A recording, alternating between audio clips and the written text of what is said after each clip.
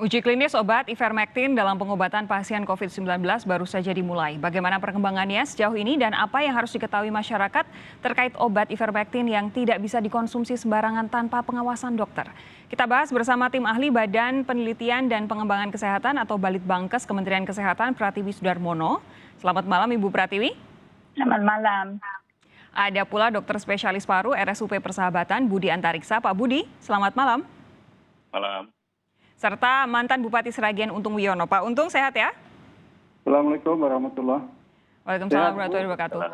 Saya ke Bu Pratiwi lebih dulu. Bu Pratiwi, jadi sampai dengan saat ini bagaimana tahapan uji klinis obat ivermectin setelah Badan POM membuka jalur uji klinis untuk obat ini?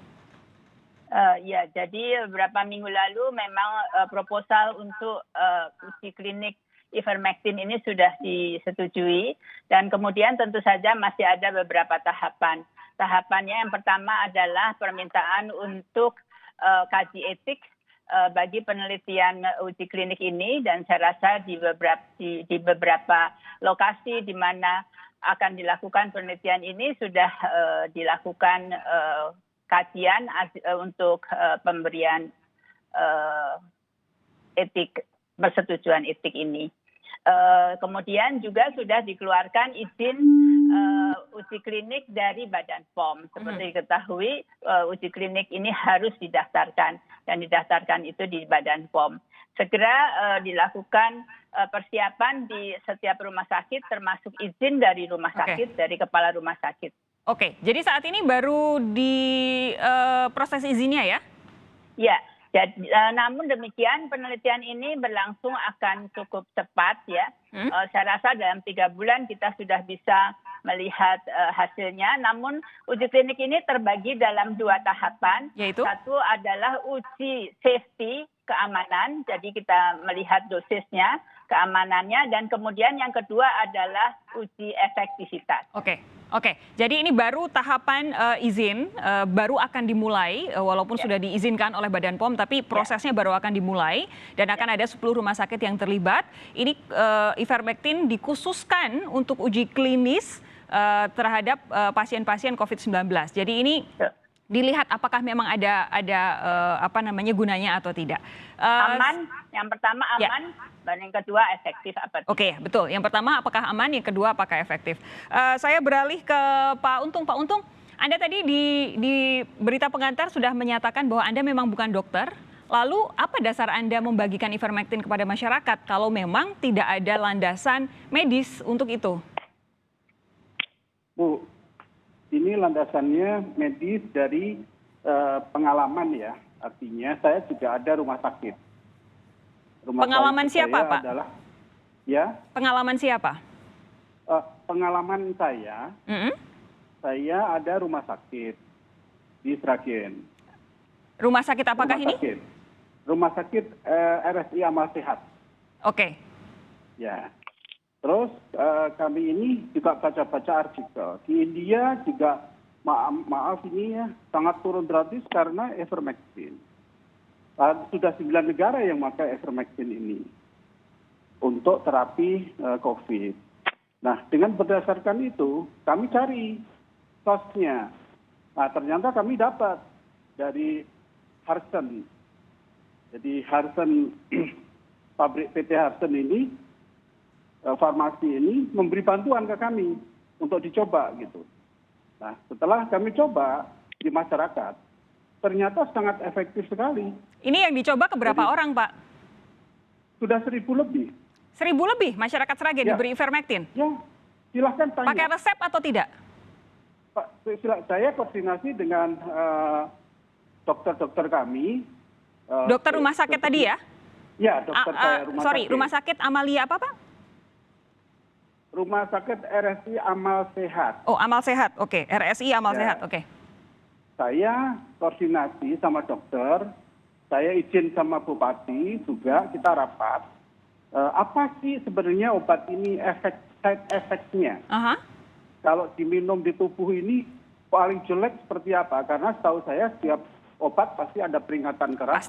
Pasti. Dan ini obat keras. Tes mata aja peringatannya keras sekali. Ya, terus? Nah, saya tanya dokter-dokter internis juga, Pak, ini kalau ini maaf, belum pernah ada yang mati minum obat ini, karena waktu itu Sragen juga zona merah ya. Oke, Jadi kami Pak, juga- bentar Pak Untung. Belum ada yang mati kan bukan berarti tidak ada dampaknya, Pak. Ya. Jangan-jangan betul. di dalam tubuh ada dampak yang tidak disadari dalam waktu dekat. Nah, maaf.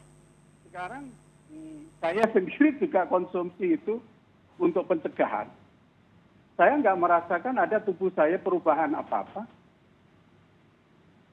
Jadi Bapak sekarang kan sudah konsultasi ada kepada aturannya. siapa mengonsumsi ivermectin ini? Kenapa? Bapak berkonsultasi dengan siapa? Dokter mana untuk penggunaan ini? Dokter dari RSI Amal Sehat tadi? Iya, dokter kami. Kami punya dokter internis di Pemda Sragen juga punya dokter-dokter Oke. komplit semua. Oke. Dokter paru juga punya. Pak Untung, begini, tadi Anda bilang bahwa Anda mengecek artikel-artikel akademis, jurnal-jurnal untuk mengecek ivermectin ini, tapi hari ini yang terbaru yang kami dapatkan, bukan hari ini, 28 Juni 2021, ini riset paling baru sejumlah peneliti internasional dalam jurnal Clinical Infectious Disease yang diterbitkan oleh Oxford Academics, itu menganalisis rekam medis pasien yang diobati dengan ivermectin. Kesimpulannya, jika dibandingkan dengan pasien perawatan standar dan placebo, ivermectin tidak mengurangi seluruh penyebab kematian. Lama perawatan atau pembersihan virus pada uji acak terkontrol pada pasien COVID-19 yang mayoritas bergejala ringan. Ivermectin juga tidak memiliki efek pada perburukan atau perburukan yang parah. Dan kesimpulannya, ivermectin bukanlah pilihan obat yang layak untuk merawat pasien COVID-19. Apa tanggapan Anda soal ini ketika Anda sudah memberi ivermectin kepada 1.000 orang, Pak Untung? Ya, maaf.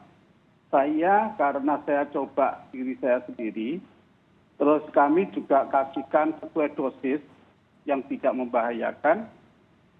Maaf, Taunya tidak membahayakan itu bagaimana, Pak? saya tahunya tidak membahayakan, sampai sekarang tidak ada efek apa-apa. Anda makan berlemak hari ini, besok tidak akan ada bedanya. Tapi ketika Anda makan berlemak dalam waktu yang panjang, setahun, 2 tahun, 3 tahun yang akan datang baru terasa efeknya. Nanti dulu ya. Saya melihat ini yang sakit ya. Oke? Maaf.